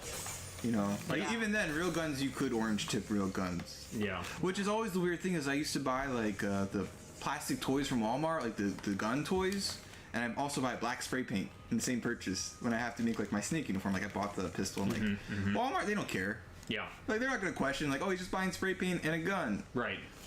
Like Yeah. Yeah. That's one of Yeah. the few places you can get away with that. Yeah. That's true. they check my ID though for the spray paint, Yeah. but For the spray paint. yeah, not for the gun. I think we tend to. It's interesting because cosplay, I think, kind of brings out all of the things that we tend to assume is not a part of art, but actually is. Like you're talking about like physical labor. I think a lot of people think of art as just kind of this thing where it's not really physically intensive. You either sit behind a computer screen or you just get your paintbrushes, and there's nothing hard about standing in front of a canvas for hours. You know, so like I Or think like foaming, like molding foam and doing all this I stuff. think cosplay really brings to the fore how a lot of the stereotypes we have about art are just totally fucking wrong. You Yeah. know what I mean? And for me, that's what's interesting about fringe arts, if you want to call them that, is that they are on the fringe because they make so apparent all of the things we tell ourselves aren't true about art. You know what I mean? Yeah. Yeah, fringe arts. No, I agree. Sorry. Whenever No, I I think of fringe art though, I just like reading this. Is like the idea of fan art, right? Right, Fan yeah, art's yeah. very fringe art. Yeah. Trash art, I now have appreciation for finally. I always hated trash art. What is trash?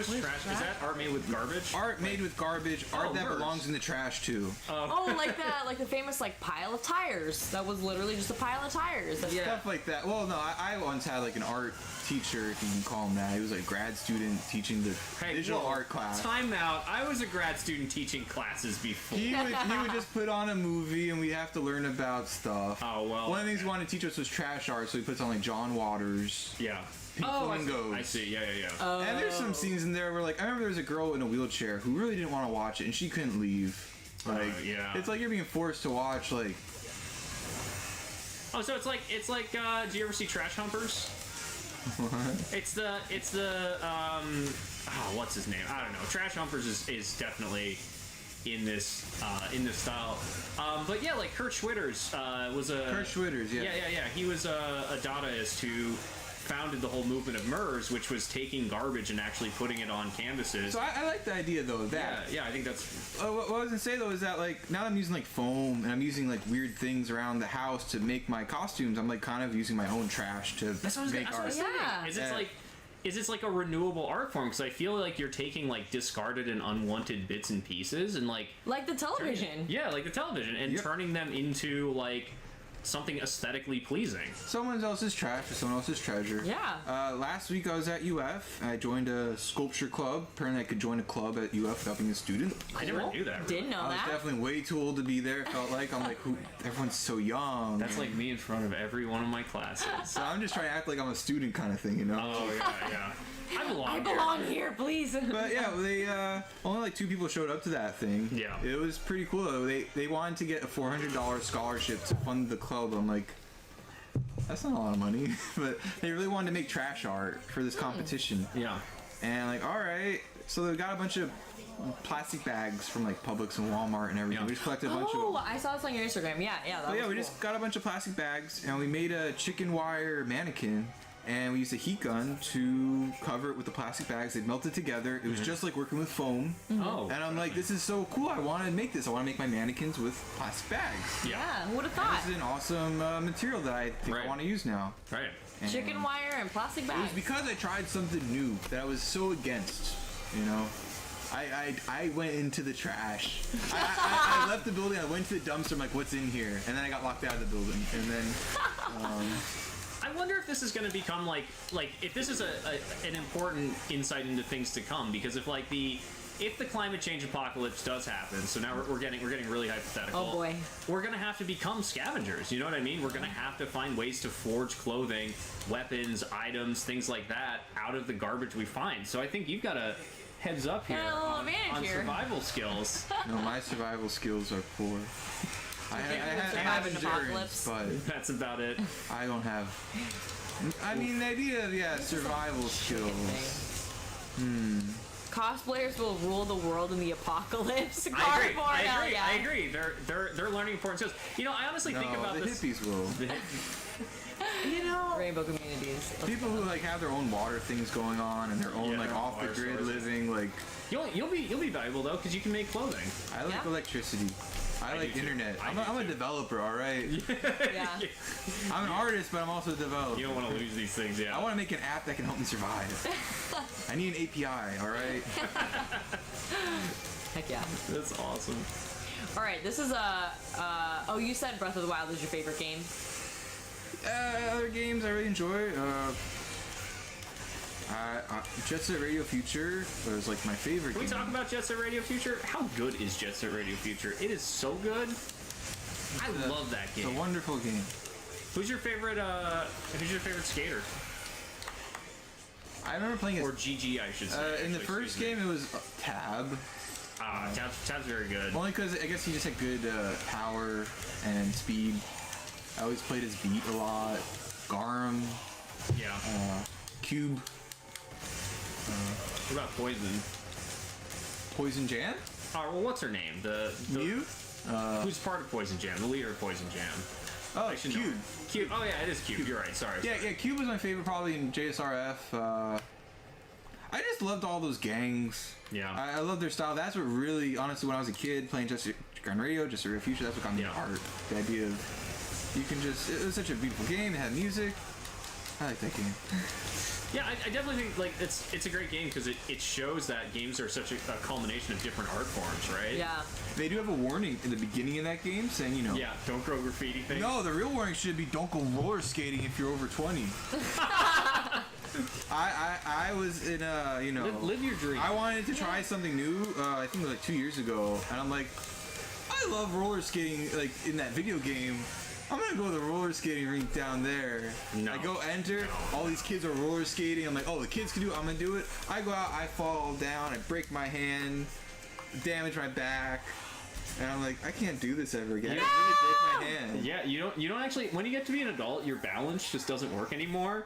Roller Your center skating of not gravity. fun. Your center of Yeah, gravity's it off. gets real bad. I tried to roller skate a couple years ago, and I was just like holding onto the bar, pulling myself. It was humiliating. I will say, doing that kind of stuff with like a bunch of little kids around is like just scary They were because trying kids to help don't me out. care. They were just like, Aw. they're like, oh, you old man fell down. Oh my God. And I'm like trying not to act like I'm dead. Like I was like, I'm feeling pain. And I'm like, oh, come on, just do it again. And I'm like, all right, I'll try again. And then I fall down. They're like, oh, let's help you up again. And I'm like, help That's me. so sweet. Oh my I don't know what it is God. about little kids being around, but whenever they're around, I feel like I can't show pain. Like, I feel like I'm not, like, I have to allowed be to. strong. You can't show them those emotions. yet. I don't know. It's They need to experience it themselves. You're too that young. got dark really quick. Kids only man. should see the happiness. Yeah. You're They're too little pure, sponges, you're and if too you show them pure. pain, they will learn that this is normal, and that's Yeah, like me trying to be a Trying to Man 4 back in the trying day. to do this. That was pain as a kid. So I guess one of the questions that I've been kind of saving up and many, waiting I to don't even ask know you. I'm what questions excited to to ask ask. you. I'm Okay. excited to ask chat too. Get in on this. So we talked about cosplay really just in terms of, you know, dressing up as a character, going to different events, you know, kind of this thing that is separated from reality. But I think if we, this is a perfect place to lose my controller. I think if we look at what cosplay is at its core, like, everybody is kind of always cosplaying, right? Like, we're always putting on different identities when we go into different situations. So, like, I think the skills you learn while cosplaying are kind of essential for just survival in general. Like, I don't think we ever stop cosplaying. saying the word cosplaying is kind of, I wouldn't say the word cosplay. I would say, wearing a mask or wearing, identity. Why is that not cosplaying though? Cosplaying, I think of anime and like video game people. That's what I honestly think of when I think cosplay. IRL cosplay. I think we do. Because if you look up the definition of cosplay, it says, are people who dress up like Japanese culture thing. Like pop culture. But don't you? Okay, It's otaku. I get that. But a question for you. Don't you feel like sometimes, like, while you're going through the day, you will like draw inspiration from like maybe a character you really love? I know you with JoJo's. I'm sure there's certain times during your day that like you're like, okay, I am definitely Jotaro going into this meeting. I'm ready to do this. So like, I think that You're even not though, wrong. Oh my God. I think that even though like maybe they're not putting on the costume and stuff like that, like these characters are really deeply interwoven into who we are, to the point that the As decisions we individuals. make, as individuals, the decisions we make, the ways we act, are still ways of cosplaying them, right? It definitely helps to like. But at the same time, you have to realize that you're still you, as much as you want to be like, I'm the ace attorney gonna walk into this meeting or whatever. Phoenix Wright, objection. Mostly, I just kind of like stumble with my words, and I'm just awkward still. So true. But even when I'm like Dante, I'm like, I'm just smiling weird and stuff. I don't like eat pizza ever. I don't have these cool moves. Are you sure you don't have cool moves? Yeah, I got the gun, but they're not really cool because I'm holding up a gun and weapons, and it's not really that cool. Can you give us a Dante pose? You've done some poses as characters, right? Do you want me to hold this, or do you what? Take- What should I do? What should I rebellion. do? Take As rebellion. far as what I can do here, it's like this is like his pose, right? Like Nice. Let's clip that. That's a clip. Let's clip down. That was extremely good. if I was was good, yeah. standing, it'd be like like the. See, Dante said, Downward. "This is the real deal, everybody." This is yeah. All right. Yeah, cosplaying though is a vital skill in that like it's just practicing charisma. I guess that's like Yeah. the Yeah. D&D That's a good skill point. really. The D&D skill. D&D. I have very poor charisma, but I have very good crafting skill. So Right. So one I kind of. mask my charisma with my crafting. There you go. Yeah. Nice. Uh, It's a strategy. It works. it's an illusion. It's an illusion. But if the illusion works. Yeah. I mean, it's Is it it's an illusion all the way begin down. with? Like this past weekend on Saturday, I wore my sparkly jacket, put on my alligator hat, went to a concert just because. And then I went to another concert at the place I don't like, the Moisturizer Gallery, if you guys are watching. I never get invited. But I went there because Donzi was playing. They're my favorite band in Florida. I show up there with my alligator hat and people are like, what the heck is going on here? Like, this guy. It's like some punk show. Some girl was like roller skating around. And I'm like, See, she's cosplaying too, right? she had like a pink wig or something too. Yeah. Everybody dresses up at concerts. But yeah, just being someone else is kind of fun. Yeah. Yeah. it lets you not be yourself, but at the same time, you're just being more yourself by being someone else. I cosplay Virgil from the Sanders sides almost every day because he's so easy to do. Are you sure you are not Virgil? Yeah, On the Sanders at this side? point. Because, you know, Have you done it more than Thomas has done it? I think you actually are Virgil then. I think you've embodied the character. I still want to make his that Kalina rocket launcher. Oh, the what's her name's Oh, yeah. rocket launcher Yeah, ladies. lady? Yeah. Yeah, the Kalina Ann. The costume design in this game is just so fucking good. Oh, did you use the hat? Oh yeah, I Cowboy use hat? that. Yeah. I was using it, It uses up all your. but it lets you gain a. Oh, Oh, yikes. yikes! Yeah, I should not have turned Ruh-roh. my back to that Ruh-roh. guy. But guess what? We've got. He still looks cool, even when he's Even when he's dying. Yeah, he still looks like the man. Okay, so you have a few cosplays lined up, you said. What is the one you're like most excited for? If you want to announce it, you don't have to be. I mean, like secret Breath of the about Wild is gonna be pretty cool when I actually get to finally wear the full. I can't wait to wear the bow and the arrow and that cut. I dream for it, right? You dream of the cut. Yeah, and then I have King of Fighters. I got my copy. Whoa! now. Who you play as King of Fighters? I still have to make the hand. That's also for Holiday Matsuri. Who? K.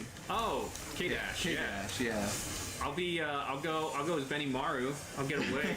Benny Maru, easily my favorite King of Fighter. This man. Yeah, we have a little King of Fighters meetup. Oh God, I love King of We're Fighters. gonna be meeting with Mai, who's not in Smash Brothers, which we're gonna try and have a Smash Brothers meetup too and have her in there. But we're trying to coordinate that. We're gonna try and stage a fight, K versus Mai. So I'm looking forward to that. That'll be pretty cool. That's awesome. So what? Who's Okay, wait. Wait. Okay, go. Wait. I. Go ahead. Who do you prefer if you had to choose? Rock Howard or K Dash? Oh, okay. This is. Oh, Rock Howard. Rock Howard. Thank you. Yeah. Okay. No, K Dash. I was just trying to figure out who Rock Howard was. Well, he's Geese's son. Oh yeah, that guy. No. Come on, he's trained by Terry. Honestly, I want to do I want to do Iori, but Iori's outfit's just so weird in real Eeyore's life. So cool. Yeah. I think you gotta pull it off, but You need I was thinking really about long. I want to like actually like do real kicks when I'm like do my photo, and I'm like he's wearing like pants that are connected together. That's like true. how does he really it's like kick? down here. Yeah. It's mostly just he kind of like raises his leg and then just lunges forward with it. Yeah. So I actually am practicing to like fight in K's style, which is called pure violence fighting style, which just means you just don't know what you're doing and just hitting something. Just go for it. Heck yeah. What? Okay. Apparently don't know Terry these was people. really good. I love Terry's in Terry. Smash. Terry's so good in Smash. It's not even funny. Other characters I want to do though next year, besides Invisibility Cloak, which might not happen. I want to do Invisibility Cloak with Master Chief. Like for Halo, that would be when cool. Halo Infinity Like a comes cloak out, I want to be in line as Master Chief wearing my Invisibility Cloak. That would be cool. That'd be awesome. really That would be intense. dope. Microsoft, please fund that. Yeah. Microsoft is I will bring make it. that. I will make it happen. The active camo. 'Cause that was actually where I got the idea from. I went to the Halo convention and people were wearing Master Chiefs. I'm like, I want to make one of these. Halo's like my favorite series. Yeah. Which is, when Halo comes out, I'll be playing that. The new December 2nd Halo Nice. Reach. Yeah. Heck yeah. But yeah, I thought like, what color would I be as far as Spartan? And I'm like, I can't really pick a color. Like I guess mirror color. And I'm like, well, he's got that really cool overshield effect. Like he glows. And then the active camo. I'm like, that'd be really cool to like be an active camo Spartan. And also the idea of like optics. Yeah. Maybe I won't actually make it. That one's actually complex. I do want to make like Huey Emmerich from Metal Gear Solid.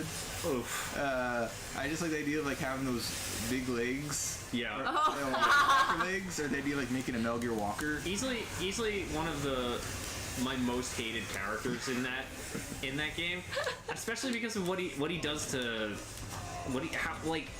the trauma that Hal has to live with as a result of that. Yeah. He's just he sells everybody out. He's just a wiener. He's a wiener. That's just my rating. A straight wiener action. Huey is but like I guess everybody in Metal Gear Solid 5 is kind of awful Kind in of some terrible. way. Oh, yeah. All right. So if you had to give, like, beginner cosplayers, one, like the biggest thing that you learned, like as a beginner, like if you're just like, I want to start first time making a costume, what is some like the main tip you would give? Yeah, hot glue, buy the 5 pound hot glue. Don't buy the bags. Because the thing is with hot glue, this is the most annoying thing ever actually. For MegaCon, my first convention, I actually was not going to be Mirror Vision the way I was. I was actually going to wear, I made a vest that weekend made out of CDs. I cut up a bunch of CDs and hot glued them together. That's pretty cool. And I was using so much hot glue. And it was such an easy concept, it looked really cool, shattered. But I kept running out of hot glue and kept having to drive to the store to buy hot glue. And I go home, and apparently I bought the wrong hot glue size. I bought the minis instead of the large or something. No. So I had to go back to the store again and buy the right one. I'm like, well, why don't I just buy the hot glue gun this time? Right. So hot glue guns use specific hot glue sizes. Yeah. I have a Buy a really good hot glue gun from Walmart, surprisingly. It's really high heat, high temperature. It heats up really fast and it cools off really fast. And if you buy 5 or 10 pounds worth, you're good. It's like only $10 instead of keep going back to the store and buying more. Gotcha. There you go. And plus, hot glue gun is a sewing machine, even though people might say it's not. It is a good sewing machine. That's awesome advice. And yeah, this spray paint stuff, I learned this one very recently. Spray paint in general. Plasti dip. Plasti dip is good, but in general, like spray paints are actually very expensive when you start adding them up. Yeah. They are. You know, when you start your project, I'm like, oh, I just need like 2 of these cans, so it's $12. But really, you need 8 cans. And then you need another 10 more cans for the other color, and then it really adds up. Like, it easily turns into a few $100s on just the paint part. And you're like, what? Yeah. So, craft paint at Hobby Lobby or Michael's or Walmart is like $2, and it fills the whole project. Even though it's just called craft paint, you're working on a craft project, use craft paint. You don't have to be fancy with spray paint. Unless you want like pearlescent candy color, you can still do that with craft paint and like layering of different effects. 50% off coupon on Michael's always. Okay, cool. That too. They have those coupons at Michael's. All the time. Nice. Hobby Lobby has like the 40% off coupon. They're not open Sundays, but oh, you're that guy now. Yeah, Okay. the embodiment. The devil trigger. Oh, Yeah. I see. Okay. Nice. Whoops. They have to email you about the coupon. Yeah, I get emails from Michael's all the time, and I barely go there. I love it, but I need to go. Michael's just knows your information. They ask for your email every single time you shop there. Yeah. Oh, I can. All right. Well, we are actually at. We're a little over actually. Yeah. So yeah, any like last Parting words of wisdom. parting words of cosplay wisdom, or just general wisdom, if you have any. Have fun. The end. Have fun, Agreed. everyone, and live your dreams. And don't go. Don't be bad people. Be good people. Yeah. Even if you're portraying bad guy, don't be bad guy. Don't be bad. Yeah. Have be bad. fun, That's but true. don't be bad. All right, have fun. Don't be bad. Everyone that's going to Holiday Matsuri, have a great time, you guys. Hopefully we'll be there. If you see Jay, say hi. Say hi. All right, y'all. Well, thank you so much for joining us tonight. Have a great night. Take And care. thank you, Jay, for joining us. Thank you for you showing so off much. your cool stuff. Yep. I'm gonna put this back on Thank for you. the farewell because it's really cool. Also, for Saturday, we've got another Chat Chooses coming up. Oh, we do have a chat chooses. It's Super Monkey Ball. Or Disco Elysium. So, whichever So, one you want to see us play, That's gonna get your votes on. I think we're doing votes on Friday. Yep. So make sure to vote on all our social media. All right, everybody. All right. Thank you for joining us. Thank See you, ya. Jay. Bye, everybody. Bye, guys. Thank Bye. you.